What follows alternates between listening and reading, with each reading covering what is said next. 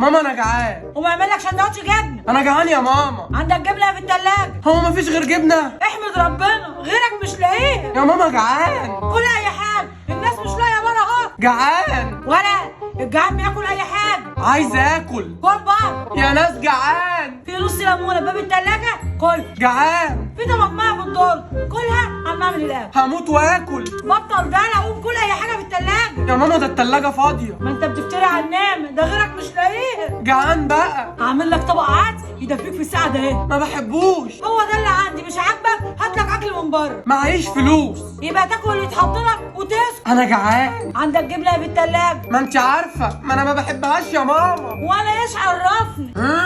جعان. قوم اعمل لك كوبايه شاي. وكوباية شاي هتشبعني ازاي؟ كفاية افترى بقى. يا ابني هو انا ظالمه عشان اقول لك اشرب شاي بس؟